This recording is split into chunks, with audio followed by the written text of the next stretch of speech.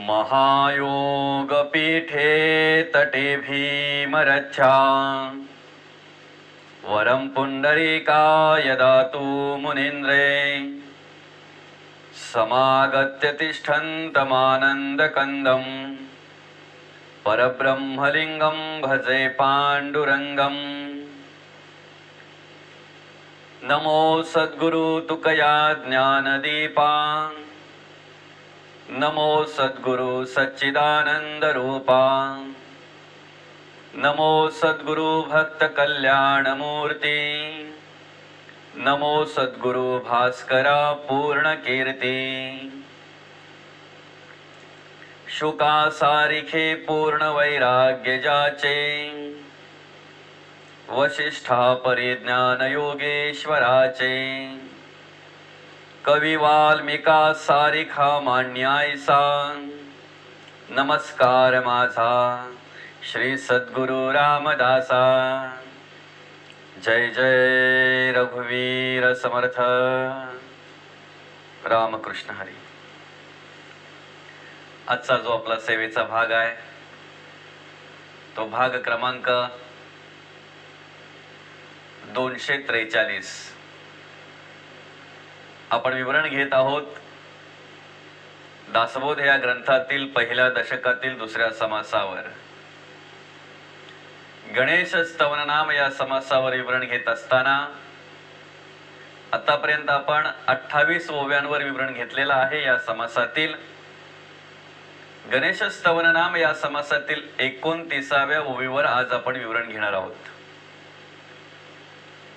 ऐसा जो परम समर्थ पूर्ण करी मनोरथ सप्रचित भजन स्वार्थ कलौ चंडी विनायकौ। या ठिकाणी त्या गणेशाचं स्तवन करत असताना समर्थ म्हणतात,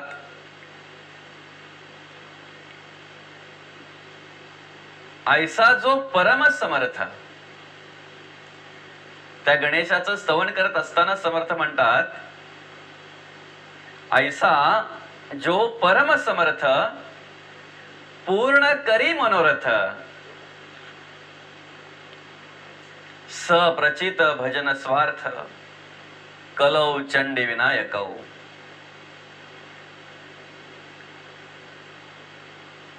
ऐसा जो परम समर्थ,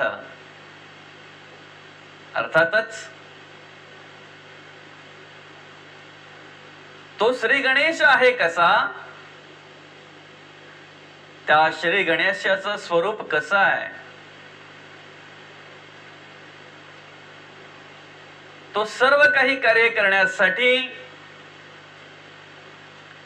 संपूर्ण सृष्टीचं रक्षण करण्यासाठी तो श्री गणेश समर्थ आहे।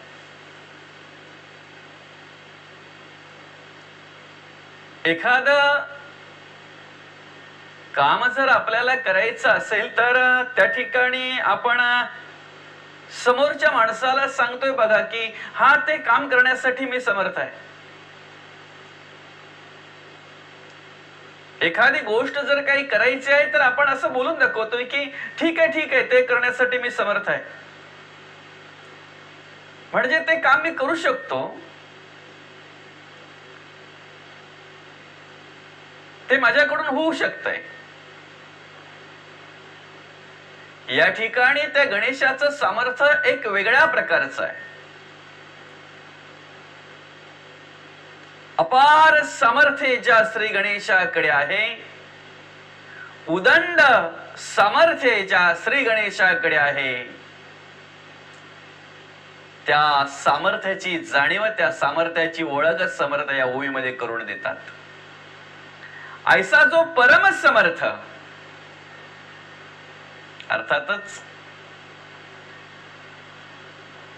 अशक्य ते शक्य करण्यासाठी तो समर्थ आहे। याच्या अगोदरची ओवी जर पाहायला गेलं तर जे मूर्ख अवलक्षण जे का हिनाहुण हिण तेची होती दक्ष प्रवीण सर्वाविषयी। जे अशक्य आहे ते शक्य करण्यासाठी तो श्री गणेश समर्थ आहे. संपूर्ण सृष्टीचा सांभाळ करण्यासाठी तो देव समर्थ आहे. संपूर्ण सृष्टीचं रक्षण करण्यासाठी तो देव समर्थ आहे. तो श्री गणेश समर्थ आहे. आपल्या भक्ताचं रक्षण करण्यासाठी, आपल्या भक्ताला जे हवं ते पुरविण्यासाठी, ते देण्यासाठी, त्याची त्याला प्राप्ती करून देण्यासाठी तो श्री गणेश समर्थ आहे. प्रत्येक कार्य निर्विघ्न पाडण्यासाठी तो श्री गणेश समर्थ आहे. म्हणून बघा, आपण त्या बहुतांशी लग्न पत्रिकेमध्ये वाचतो, कार्य सिद्धीस नेण्यास श्री समर्थ आहे. कार्य सिद्धीस नेण्यास श्री, श्री म्हणजेच तो देव, तो परब्रह्म, तो गणेश श्री समर्थ आहे. त्या ठिकाणी त्याचं सामर्थ्य आहे. त्या ठिकाणी तो श्री गणेश ते कार्य सिद्धीला नेण्यासाठी सामर्थ्य देत असतो. सगळ्या प्रकारचं कार्य आपल्याकडे जर आपण शोधलं तर एखाद्या गोष्टीसाठी आपण ती करण्यासाठी समर्थ असतो. एखादी गोष्ट आपल्याकडून घडत असते, एखादी गोष्ट आपल्याकडून घडणारी असेल किंवा घडलेली असेल तर त्याचा एक वेगळा आनंद आपल्याला होत असतो. कुठेतरी एखाद्याच्या पिंडामध्ये तो अभिमानही जागा होत असतो की मी अमुक असं असं केलं, माझ्याकडून असं असं झालं, हे असं असं मी केलं, असं ठामपणे मनुष्य सांगत असतो. पण संपूर्ण सृष्टीचा कारभार समर्थपणे सांभाळणारा, संपूर्ण सृष्टीला समर्थपणे सांभाळणारा तो देव मात्र कधी कुठेच दिसत नाही. तो देव मात्र कधीच कुठल्याही प्रकारे पुढे येत नाही, पुढे दिसत नाही. कार्य सिद्धीस नेण्यास श्री समर्थ आहे. आणि जो त्या कार्य निर्विघ्नपणे पार पाडण्यासाठी त्या ठिकाणी सामर्थ्य देतो, तो परब्रह्म, तो देव, तो श्री गणेश मात्र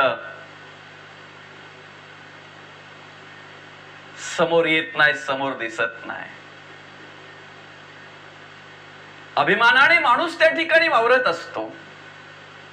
ते कार्य सिद्धीला गेल्यानंतर माणूस अगदी कॉलरला हात लावून सांगत असतो, कार्य करावं आम्ही.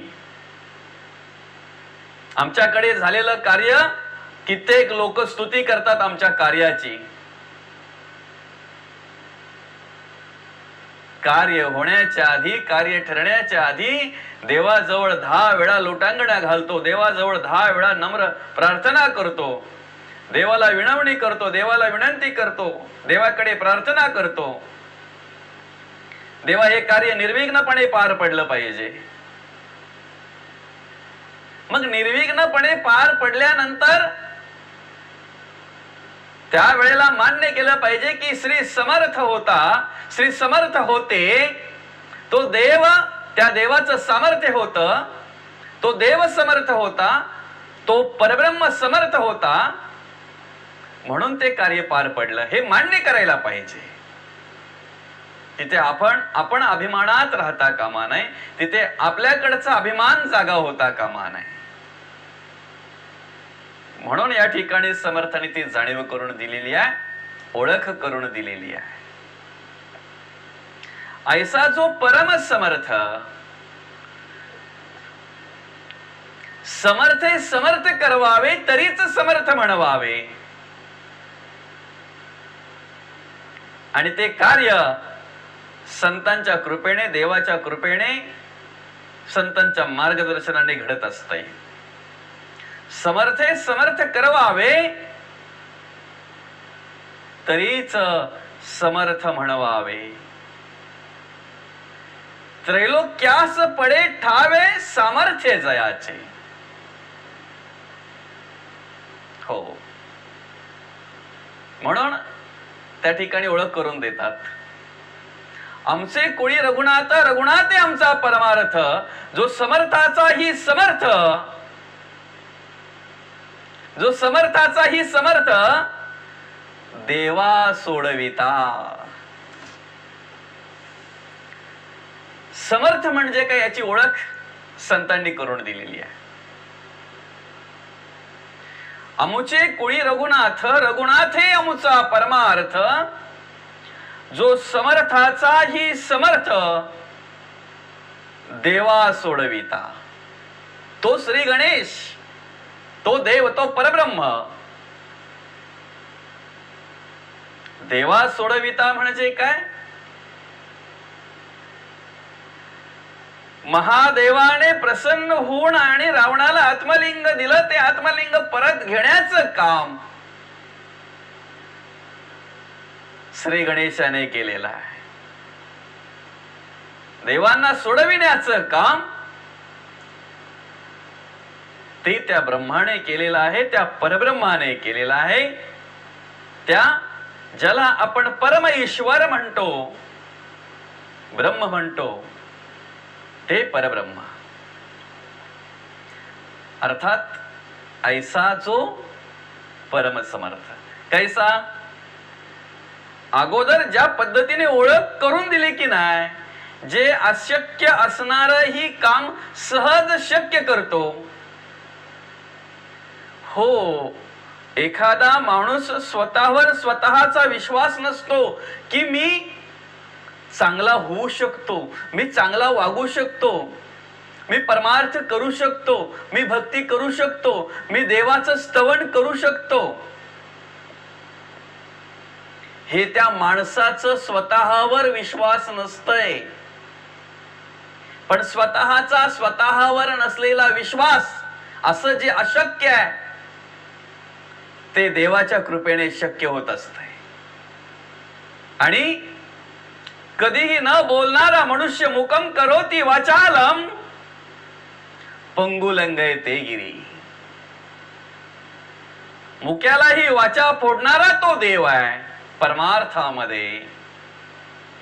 कधीही परमार्थ या विषयावर न बोलणारा मनुष्य, कधी भक्ती या विषयावर न बोलणारा मनुष्य, देव या संत या विषयावर कधीही न बोलणारा मनुष्य, एकदा त्या देवाच्या चरणाशी लीन झाला, दोन्ही हात त्याने जोडले, देवाकडे नम्र प्रार्थना केली की जे अशक्य त्याला वाटतंय तेच शक्य, त्या देवाच्या सामर्थ्याने ते कार्य शक्य होत असते. एकदा देवाकडे प्रार्थना केली, नम्र निवेदन केली की असा बोलायला लागतो की त्याचं त्यालाही कळत नाही की एवढे शब्द आणि एवढे वाक्य आणि एवढं स्तवन हे येतंय कुठून आणि हे सामर्थ्य मिळतंय कुठून. आपण आश्चर्यकारक व्हावं, आपण आश्चर्यचकित व्हावं, अशा प्रकारचं सामर्थ्य त्या श्री गणेशाच्या कृपेने प्राप्त होत असतंय. आणि म्हणूनच आपला जरी आपण विचार केला तरी कमी कालावधीमध्ये, अर्थातच फेब्रुवारी 2020 साली आपण युट्यूबला अशा प्रकारचे प्रवचन टाकण्याचा प्रयत्न केला, सुरू केलं. आणि आज त्याच श्री गणेशाच्या सामर्थ्याने, त्याच पांडुरंग परमात्म्याच्या सामर्थ्याने, संतांच्या कृपेने आणि तुम्हा सारख्या सगळ्या श्रोत्यांच्या आशीर्वादाने 242 भाग आतापर्यंत अर्ध्या तासाचे प्रवचनाचे पूर्ण झालेले आहेत. अगदीच अवघ्या 1.5 वर्षामध्ये. आणि त्यातही जवळजवळ 200 भाग अर्ध्या तासाचे प्रवचनाचे हे फक्त पहिल्या समासावर पूर्ण झालेले आहेत. आणि ह्या दुसऱ्या समासावर आज 43 भाग पूर्ण होत आहेत. अशा प्रकारे कमी अवधीमध्ये, कमी वेळामध्ये 243 प्रवचन आज त्या देवाच्या कृपेने पूर्ण होत आहेत. हे सामर्थ्य 100% त्याच श्री गणेशाचं आहे, त्याच संतांचं आहे, हे विसरता कामा नये. एकदा बसावं, देवाच्या पुढे नम्र प्रार्थना करावी, निवेदन करावं देवाकडे. देव ते कार्य बरोबर करून घेत असतो. त्यासाठी ते सामर्थ्य देवाच्या कृपेने बरोबर प्राप्त होत असतंय. आपण फक्त बसण्याचं काम करायचंय, तेवढा एक प्रयत्न करायचा आहे. बरोबर देवाच्या कृपेने ते सामर्थ्य प्राप्त होत असतंय. आणि म्हणूनच ही आत्मप्रचिती प्रत्येकाला आहे. हा सगळ्यात मोठा आत्मसाक्षात्कार प्रत्येकाला आहे. देवाकडे आल्यानंतर जे अशक्य आहे तेही शक्य झालं जात आहे. अशक्य ते शक्य करतील स्वामी. आणि खऱ्या अर्थाने संतांच्या कृपेने, संतांच्या चरणी आल्यानंतर अशा प्रकारचं देवाचं स्तवन घडलं जातंय, भजन घडलं जातंय, देवाचं नामस्मरण घडलं जातंय. म्हणून या ठिकाणी मांडलेला आहे, ऐसा जो परम समर्थ आणि पूर्ण करी मनोरथ, माझे मनोरथ पुरवी देवा, माझे मनोरथ पूर्ण करी देवा. देवाचं कामच ते आहे, भक्ताचं मनोरथ पूर्ण करणं. फक्त भक्ताने काय मागितलं पाहिजे हे महत्वाचं आहे. भक्ताने त्या ठिकाणी काहीही मागता कामा नये. आपण काय मागतो देवाकडे आणि आपल्या मागण्या कधी थांबल्यात का? कधीतरी माणसाने स्वतःला विचारावं की आता बस झालं. असं कधीतरी देवाला आपण सांगितलंय का, देवा आता काही नको मला? एखाद्या मागणीची पूर्तता कुठे होते नाही होते तर दुसरी मागणी येऊन ठेपते. सतत सतत माणसाचे ते मागण्याच मागण्या असतात. म्हणून नवसाचे गणपती जास्त असतात. नवस केलेले, नवस बोललेले.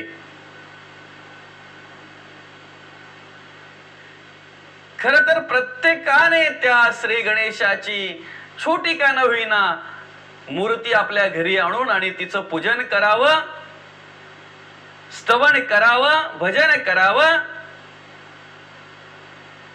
आणि मूर्ती रूपाने का न होईना पण त्या देवाची सेवा घडावी. अगदी ती मोठीच मूर्ती पाहिजे आणि ती चांगली रंगरंगोटीच केली पाहिजे, चांगलं मोठं डेकोरेशनच केलं पाहिजे, त्याला खूप काही खर्च केला पाहिजे, असं काही नाहीये. अगदी छोटी मूर्ती आणून एखाद्या साध्या चौरंगावर, नुसत्या पाटावर जरी ठेवली आणि तिचं पूजन केलं मनोभावे, तरी त्या ठिकाणी ते देव, ते पूजन, ती पूजा, ते नामस्मरण, ते स्तवन स्वीकारत असतो देव. आनंद होत असतो त्या ठिकाणी. तुम्ही त्या ठिकाणी अगदी गाजावाजा करून, मोठा डेकोरेशन करून आणि अनेक लोक जमवून आणि त्या ठिकाणी अनेक प्रकारची माया जर गोळा करत असाल देवाच्या नावाने,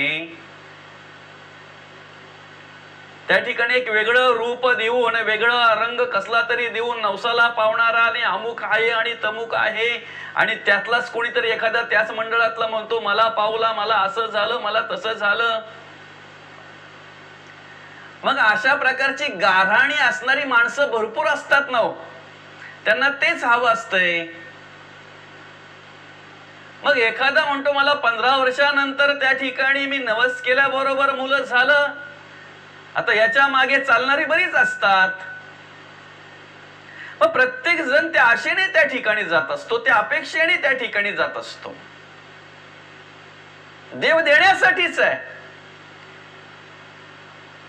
देव देण्यासाठीच आहे. ऐसा जो परमसमर्थ पूर्ण करी मनोरथ. आपलं मनोरथ पूर्ण करण्याचं काम देव करत असतो, पण आपण काय मागावं हे तरी कळलं पाहिजे ना आपल्याला. अगदी मोठा डेकोरेशन करून आणि मोठं सोंग काहीतरी करून अगदी माया गोळा करायची त्या देवाच्या नावाने, वर्षभर अगदी मजा मारायची त्याच मायेवर. पुन्हा कुठे ते संपतात नाही, संपतात तर परत येतात वर्षभरातून भाद्रपद महिन्यामध्ये. असं जर असेल तर कशी त्या देवाची कृपा होईल, काय प्राप्ती होईल आपल्याला.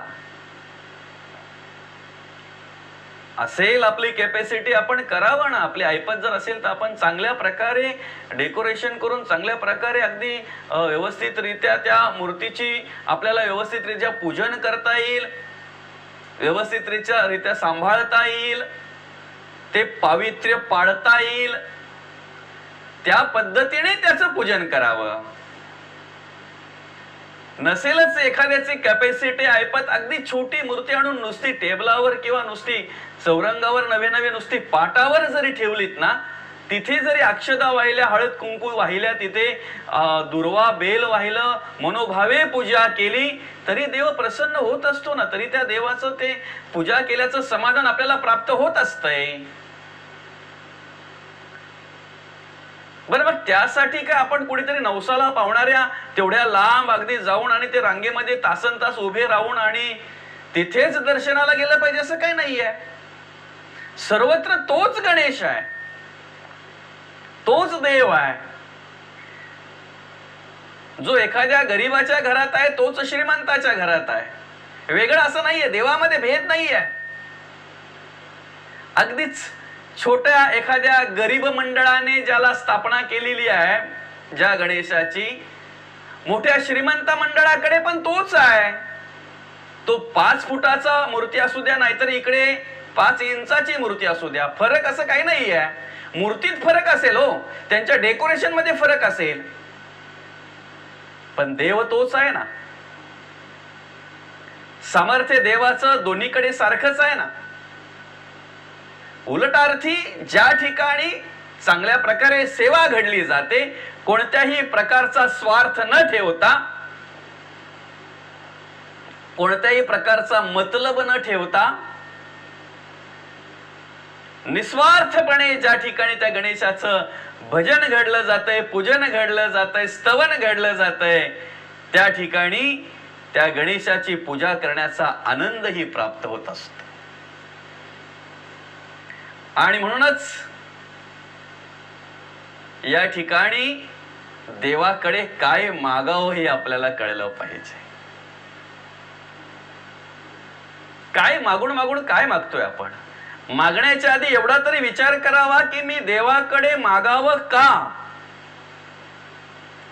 मागण्याच्या आधी देवाने मला काही दिलंय का हा विचार तर करावा.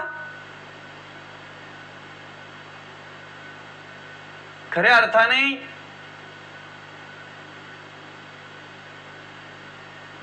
आईच्या गर्भातून तुम्हा आम्हाला सही सलामत सोडवलंय,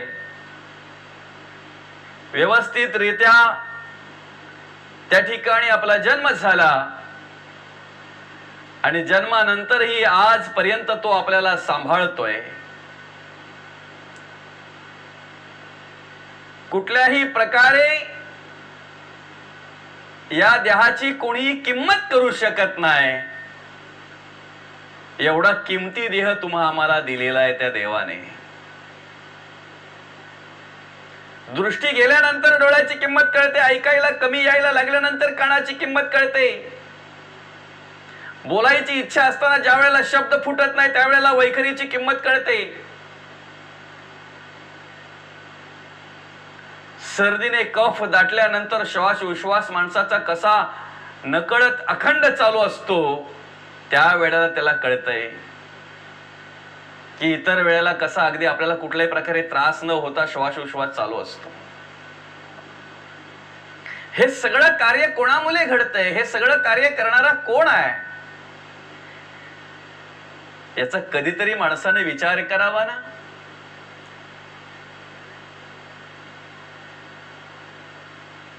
साध आपली पोटाची खळगी भरण्यासाठी आपण एखाद्याकडे कामाला जावं,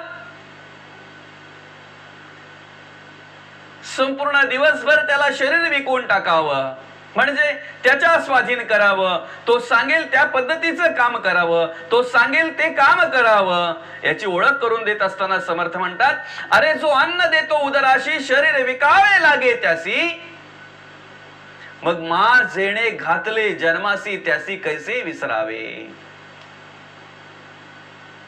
या दासबोधातील दशक 3 सगुण परीक्षा आणि त्यातले समोरचे पहिले जे काही पहिला दुसरा तिसरा अशा प्रकारचे जे काही 4 समास आहेत, ते 4 समास जर आपण वाचलेत, दासबोधातील 3ऱ्या दशकातील सगुण परीक्षा या दशकातील जे सुरुवातीचे 4 समास आहेत, ते 4 समास जर आपण वाचलेत तर नक्कीच कळेल देवाच्या कृपेने आपल्याला काय प्राप्ती झालेली आहे, देवाने आपल्याला काय दिलेलं आहे आणि देवाकडे आपण काय मागावं. त्या ठिकाणी जर आपण पाहायला गेलं तर त्या देवाची स्थापना ज्या मखारामध्ये आपण करत असतो, ते मखार आधी निर्माण करतो आणि मग नंतर त्या ठिकाणी पूजनासाठी मूर्ती आणून त्या मूर्तीची स्थापना करतो. या देहाची निर्मिती करत असताना अंतरात्मा म्हणून ज्या ठिकाणी तो श्री गणेश कार्य करतो, ज्या देहामध्ये त्या देहाची स्थापना करत असताना हा देहरूपी मखार नंतर आहे, आधी देव आलेला आहे, आईच्या गर्भात आधी आला तो, नंतर ती माया, आणि ती माया कशा प्रकारे येते याचं सगळं वर्णन संतांनी केलेलं आहे. अगदी पहिल्या मासापासून ते 9व्या मासापर्यंत, कितव्या मासाला काय तयार होतंय, कितव्या मासाला काय तयार होतंय, पूर्ण देहाची निर्मिती, शरीराची निर्मिती कोणत्या महिन्यापर्यंत होते, हे सगळ्या प्रकारची मांडणी केलेली आहे. बरं, हे सगळं कार्य करतोय कोण? आणि त्यातही त्या ठिकाणी मांडलेला आहे की जन्म होताना जर समजा कुठल्या प्रकारचा त्रास झाला तर मग डॉक्टर लोकही म्हणतात झाड पाहिजे की फळ पाहिजे. ह्या सगळ्याचा जर आपण विचार केला, अभ्यास केला, तर आज आपण जिवंत आहोत, आज आपण व्यवस्थितरित्या या सृष्टीमध्ये कार्य करतोय, हे सगळ्यात मोठं देवाचं देणग आहे. हे सगळ्यात मोठे देवाची देणगी आहे आपल्याला, सगळ्यात मोठी प्राप्ती आहे देवाची आपल्याला. आपण अजून काय मागावं देवाकडं? अरे देवाने एवढा मोठा नरदेह आपल्याला दिलेला आहे, डोळे दिलेत, चांगली दृष्टी दिली, कान दिलेत, ऐकायला येतंय, व्यवस्थित बोलता येतंय, चालता येतंय, सगळ्या प्रकारचे हात कार्य करतात, पाय कार्य करतात, इंद्रिय सगळ्या प्रकारचे व्यवस्थितरित्या कार्य करतायत, आणि तो देव आपली सेवा करतोय. अजून देवाकडे आपण काय मागावं? हे ज्याला कळलं, याची ज्याला ओळख झाली, तो फक्त देवाकडे एकच मागेल,